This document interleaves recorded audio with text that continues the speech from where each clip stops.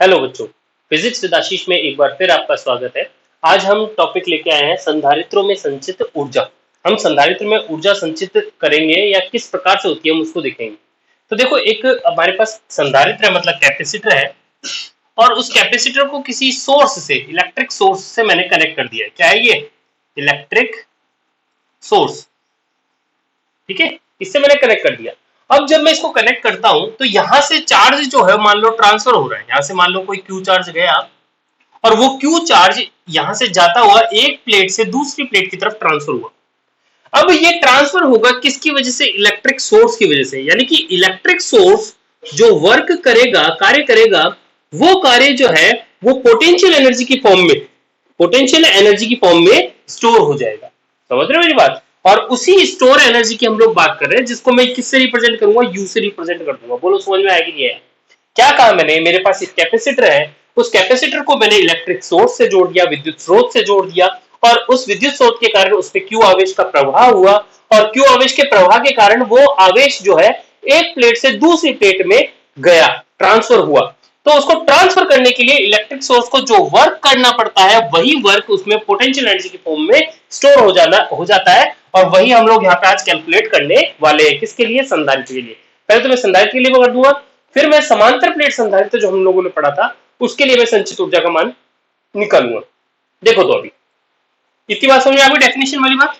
ठीक है, अब देखते हैं कि क्या एनर्जी। अब जैसे मैंने अभी जो कैपेसिटर मैंने अभी आपको बताया कि ये कैपेसिटर था, इस कैपेसिटर को इलेक्ट्रिक सोर्स से जोड़ा था, यहां से क्यू आवेश ट्रांसफर किया। कितना आवेश किया? क्यू आवेश जब मैं इसके ऊपर ट्रांसफर कर रहा हूं तो इलेक्ट्रिक सोर्स को क्या कार्य करना पड़ रहा है? ठीक है, तो वो कार्य जो अगर मैं बोलूंगा आपको रफली, अगर मैं बताऊं तो W बराबर होगा, मैंने कहा मान लो क्यू चार्ज था, क्या था? चार्ज क्यू था, और इन दोनों प्लेट के बीच में अगर पोटेंशियल डिफरेंस V है तो किया गया कार्य Q इंटू V तो होगा। अरे क्या होगा? Q into V। तो यही अपन को, ये कार्य अपन को यहाँ पे निकालना है। ठीक है, इसके लिए मैंने माना कि यहां पर मैं क्या कर रहा हूं, इसको जो जब मैं इसको ट्रांसफर कर रहा हूं तो इसके ऊपर जो पोटेंशियल आ जाता है वो मैंने मान लिया कि क्या है? V dash. क्या है वो? V dash. तो V डैश की वैल्यू क्या होगी?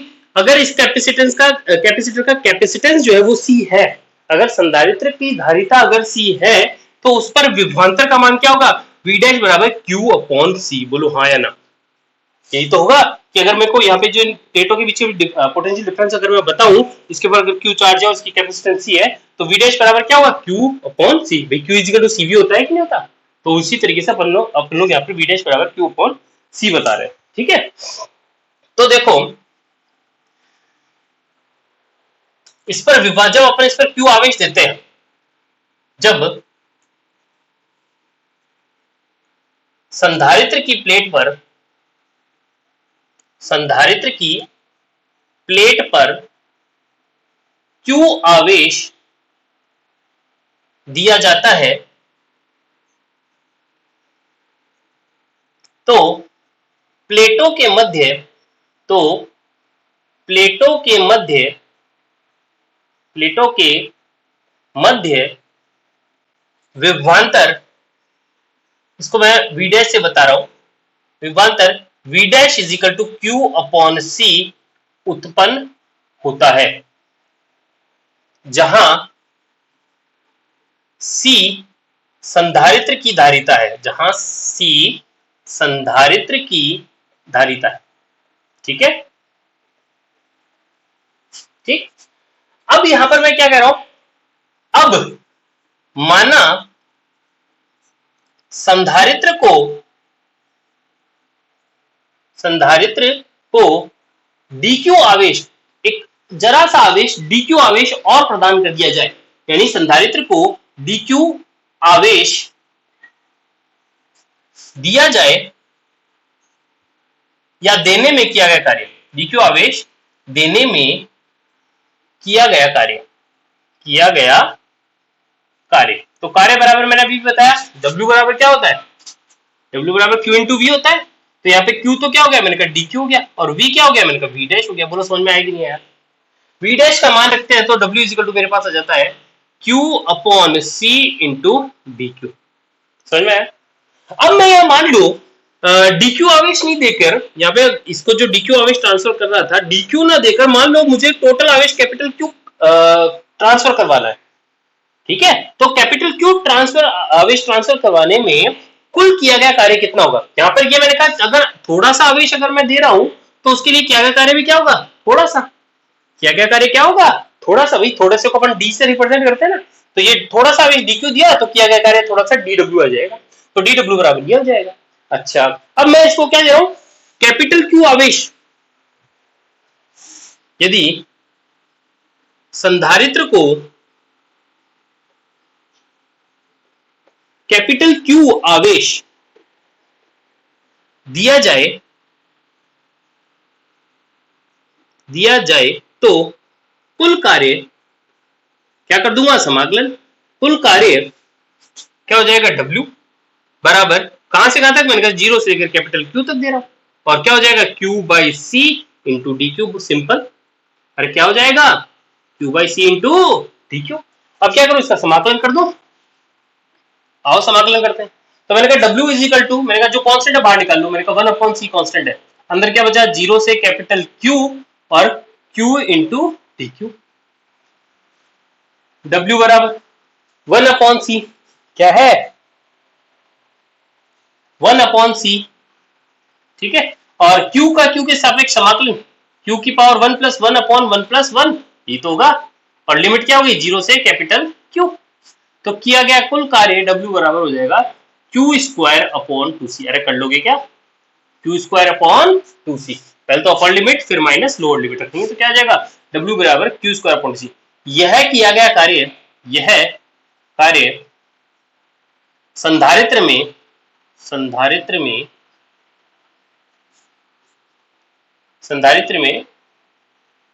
पोटेंशियल एनर्जी, या लिख दो संधारित्र में पोटेंशियल एनर्जी की के रूप में संचित हो जाता है, ठीक है। ये किया गया कार्य आ गया। अब ये संचित हो जाता है तो U इक्वल टू क्या लिख दूंगा, Q स्क्वायर अपॉन 2C। अरे एक फॉर्मूला तो ये आ गया, इसके 3 फॉर्मूले बनेंगे, एक फॉर्मूला तो ये, ठीक है। दूसरा फॉर्मूला मैंने कहा हम जानते हैं, क्या जानते हैं भाई Q इज इक्वल टू होता है CV, सब जानते हो क्या। तो ये U इज इक्वल टू क्या हो जाएगा, Q is equal to CV रखूंगा तो ये जाएगा C square V square by 2C, यानी U इज इक्वल टू जाएगा हाफ CV स्क्वायर, ये तो होगा। ये फॉर्मूला नंबर 2 आ गया। इसी का तीसरा रूप और देख लो, इसी का तीसरा रूप क्या, देखो C इज इक्वल टू क्या लिख सकता हूं मैं, Q अपॉन V, हम जानते हैं C इज इक्वल टू क्या होता है, Q अपॉन V। C की जगह Q अपॉन V रख लो, तो U इज इक्वल टू हो जाएगा 1/2 Q upon V into V square, यानी कि तीसरा फॉर्मूला गया हाफ QV। समझ गए क्या, ये 3 फॉर्मूले हुए। पहला तो ये तीनों फॉर्मूले याद होने चाहिए, Q स्क्वायर अपॉन 2C। अपन को Q और C देता है तो संचित ऊर्जा इस प्रकार निकालेंगे, C और V देता है तो संचित ऊर्जा इस प्रकार से निकाल देंगे, Q और V देता है तो संचित ऊर्जा इस प्रकार से निकाल देंगे, ठीक है। ये तीनों फॉर्मूले आपको ध्यान में होने चाहिए। इनमें से सबसे इंपॉर्टेंट फॉर्मूला होता है ये वाला, ये फॉर्मूला सबसे ज्यादा काम में आने वाला फॉर्मूला है, हाफ CV स्क्वायर। याद रखोगे, ऐसे तीनों याद रखने हैं, लेकिन इसको थोड़ा ज्यादा जोर लगा के याद कर लेना। समझ में आ गई मेरी बात, कोई दिक्कत है, बहुत अच्छी बात है। अच्छा, ये हो गया। अब ये तो था संधारित्र की संचित ऊर्जा। अब मैं क्या करना चाहता हूं, मैं निकालना चाहता हूं समांतर प्लेट संधारित्र की संचित ऊर्जा। आओ निकालते हैं, इधर वाला मिटा दूं, देखो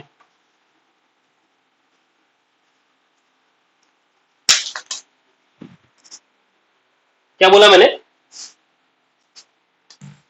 समांतर प्लेट संधारित्र में संचित ऊर्जा या ऊर्जा घनत्व, समांतर प्लेट संधारित्र का ऊर्जा घनत्व। भाई अगर आपसे ऊर्जा पूछता है तो वो तो U, जो अपन यहां निकाली। अगर अपने से ऊर्जा घनत्व पूछता है तो ऊर्जा प्रति एकांक आयतन, ये हो गया ऊर्जा घनत्व, U डैश। क्या बोलेंगे इसको, ऊर्जा घनत्व। तो फिलहाल मेरे से जो टॉपिक में है वो ऊर्जा घनत्व पूछा है, तो मैं U बाई V निकाल दूंगा। V क्या है? विभवांतर। अरे V क्या है? विभवांतर नहीं, ये V है आयतन। ये V क्या है? आयतन। ध्यान रखना भैया, ये V क्या है? आयतन। ठीक है, यानी प्रति एकांक आयतन संधारित्र में संचित ऊर्जा क्या कहलाती है? उसका ऊर्जा घनत्व कहलाती है। याद रख लोगे इस बात को। तो मुझे फिलहाल समांतर प्लेट संधारित्र का ऊर्जा घनत्व निकालना है। ठीक है, आओ करते हैं। कैसे निकाले भैया? ऊर्जा घनत्व अगर मुझे निकालना है तो मैंने कहा पहले ऊर्जा निकाल लेते हैं। किसकी? समांतर प्लेट संधारित्र की। तो देखो मेरे पास फॉर्मूला है हाफ CV स्क्वायर, मैं इसको काम में लेने वाला हूं। कितना? Half CV square. तो मैं क्या करूंगा, हम जानते हैं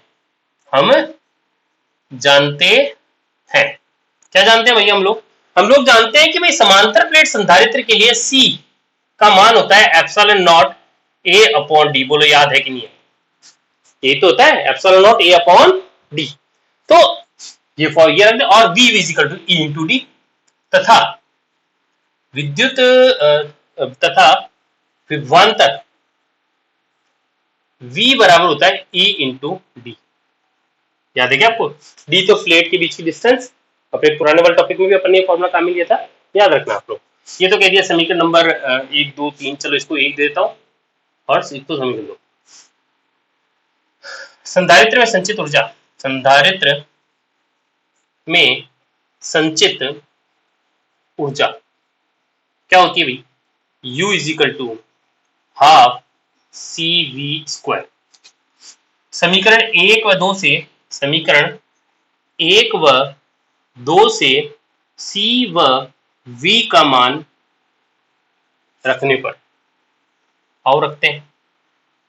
U इज इक्वल टू हो जाएगा हाफ C, कितना है? मैंने कहा epsilon naught A upon D, यही तो है। और V कितना है? मैंने कहा E into D। E square into D square आ जाएगा, क्योंकि V स्क्वायर है ना, V square into D square. अब क्या करें? मैंने कहा D से D काट दो। U is equal to half epsilon naught E square A, और ये D से D कटा तो यहाँ पे A इंटू D आ गया। ठीक है क्या? अब आपको दिख गया होगा A क्या है? जैसे समांतर प्लेट है, उस प्लेट का क्षेत्रफल A है और D के इनके बीच की डिस्टेंस। तो इस समांतर प्लेट संधारित्र के बीच, प्लेटों के बीच का आयतन क्या होगा? A इंटू D तो होगा, क्षेत्रफल गुणा लंबाई, क्षेत्रफल गुणा लंबाई। ये हो गया आयतन। ये मैं उठा के नीचे ले आता हूँ। U upon A into D is equal to half epsilon naught E square. ठीक है,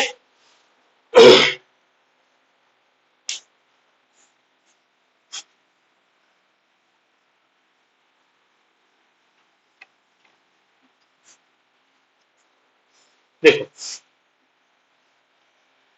U अपॉन, इसको मैंने लिख दिया V आयतन, is equal to half epsilon naught E square.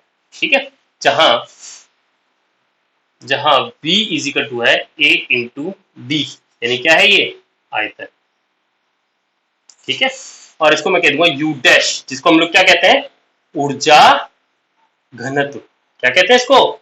ऊर्जा घनत्व। ठीक है, इजिकल टू कितना हो जाएगा? Half epsilon naught E square. ये फॉर्मूला बन गया, याद रखोगे क्या? Half epsilon naught E square. ठीक है, ये मैंने समांतर प्लेट संधारित्र का ऊर्जा घनत्व निकाला। फटाफट से इसको नोट कर लो।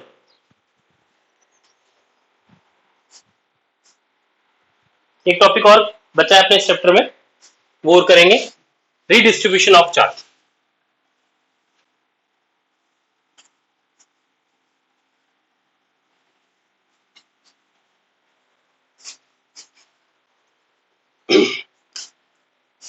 आवेशों का पुनर्वितरण, आवेशों का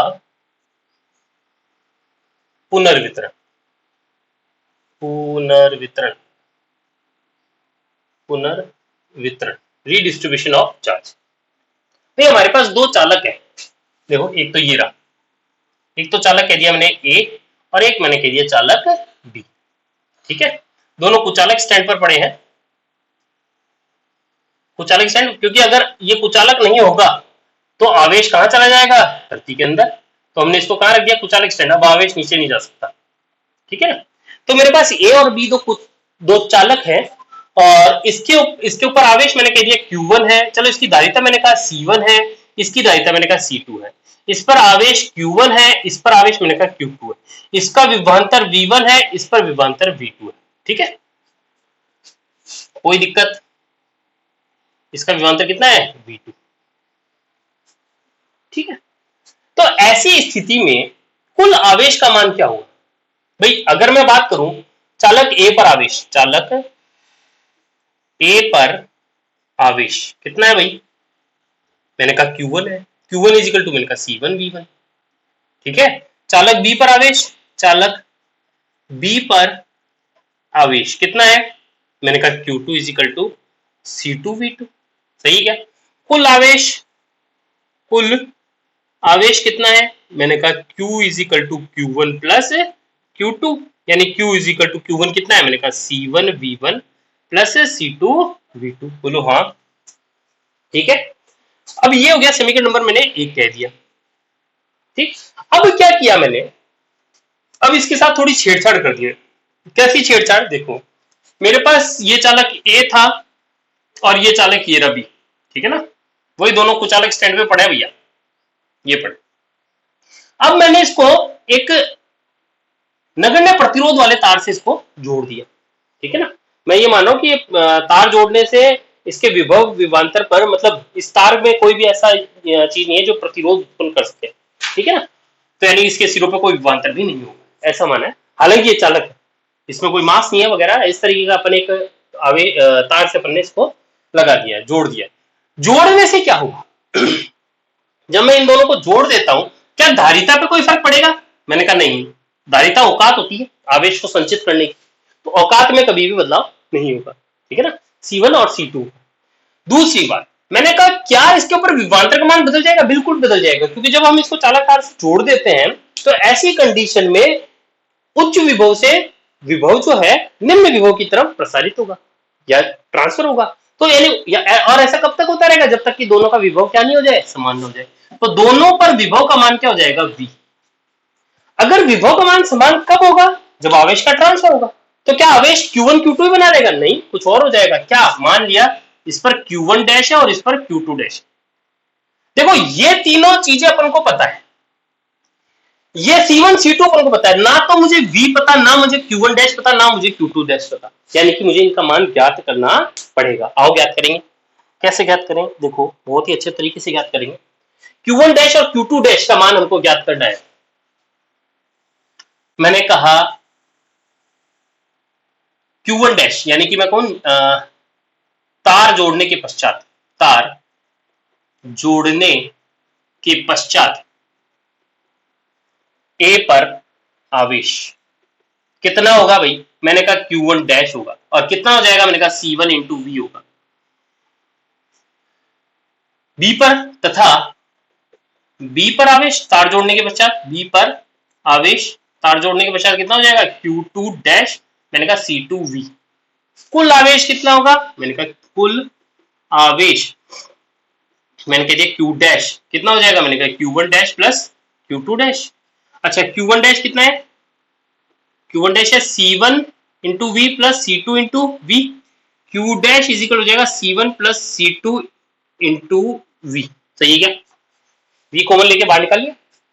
आवेश संरक्षण सिद्धांत से, आवेश संरक्षण सिद्धांत से भाई, आवेश संरक्षण भाई, यहां से आवेश इसमें गया है तो कुल आवेश का मान तो नियत ही रहेगा ना, जोड़ने से पूर्व और जोड़ने के पश्चात। तो यानी मैं कह सकता हूं Q बराबर Q डैश होगा।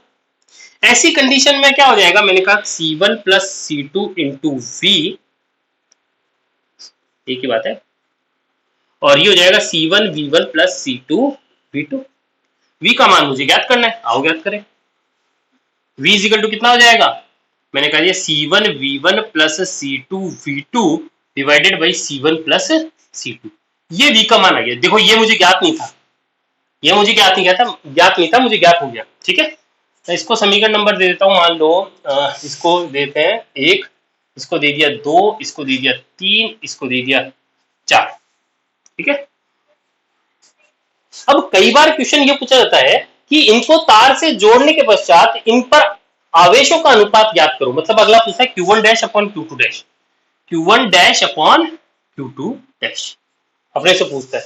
चलो पहले मैं Q1 डैश और Q2 डैश अलग अलग निकाल के बताता हूँ। Q1 डैश कितना होगा भाई, Q1 dash is equal C1 into V, यानी C1 इंटू वी कितना है, मैंने कहा C1 V1 plus C2 V2 upon C1 plus C2।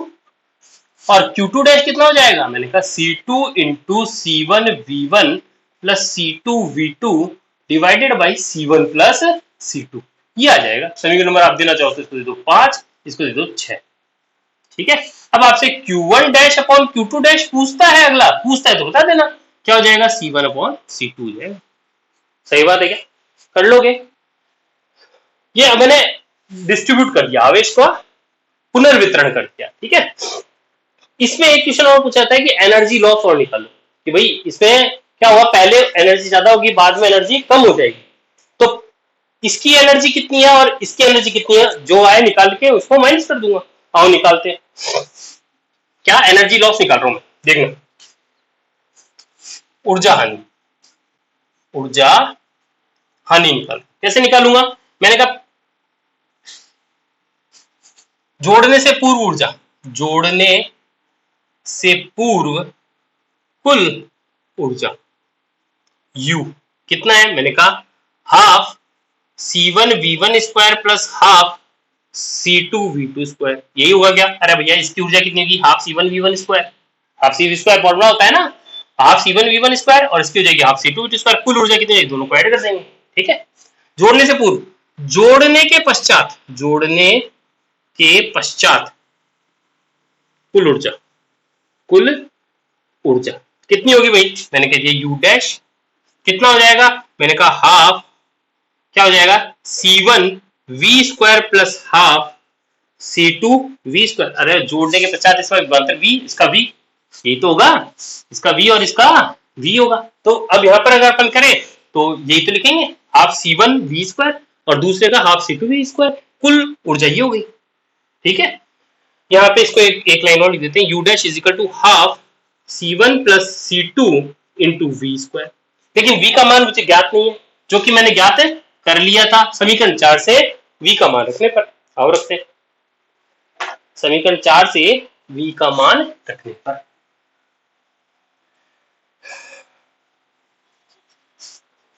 समीकरण 4 से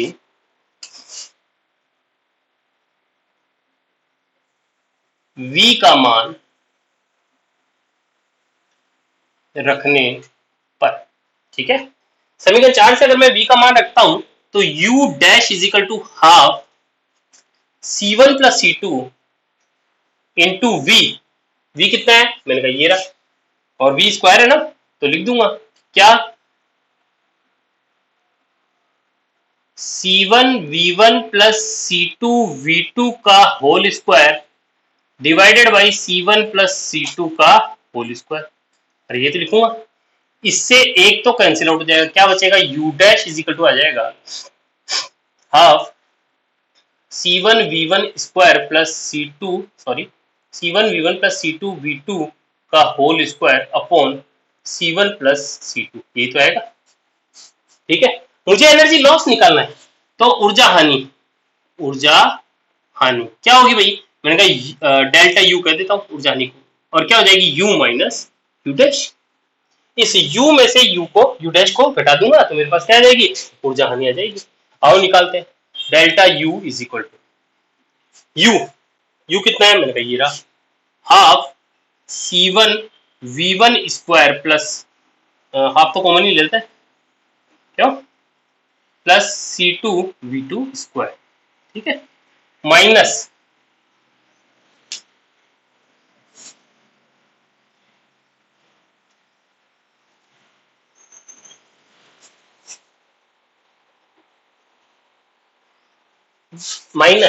U डैश कितना है भैया, ये रहा, half C1 V1 plus C2 V2 का होल